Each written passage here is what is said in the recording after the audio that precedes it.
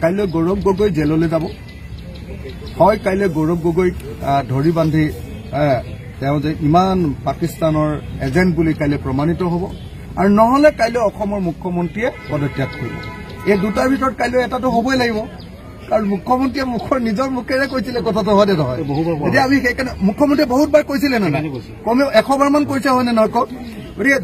যদি এজন মুখ্যমন্ত্ৰীয়ে ডেকডেককে মিছা কথা কয় যে তেওঁৰ ওচৰত যিটো বোমা আছে সেইটো এটম বোমা নহয় এইটো ফাকা ফটকা যদি ফাকা ফটকা হয় তেতিয়াতো মুখ্যমন্ত্ৰী একদম মিছলীয়া বুলি কাইলৈ প্ৰমাণিত হ'ব আৰু যদি কাইলৈ মুখ্যমন্ত্ৰীয়ে প্ৰমাণ কৰি দিব পাৰে তেতিয়াহ'লেতো কাইলৈৰ পৰা আৰু অসমত গৌৰৱ গগৈ নাথাকিব আৰু পাকিস্তানৰ লগত সম্পৰ্ক ৰাখিলে পাকিস্তানৰ এজেণ্টগিৰি কৰিলেতো অসমৰ মানুহে কেতিয়াও সহ্য নকৰিব গতিকে কাইলৈ অসমৰ ভাগ্য নিয়ন্ত্ৰণ হ'ব হয় মানে হিমন্ত বিশ্ব শৰ্মাই কাইলৈ পদত্যাগ কৰিব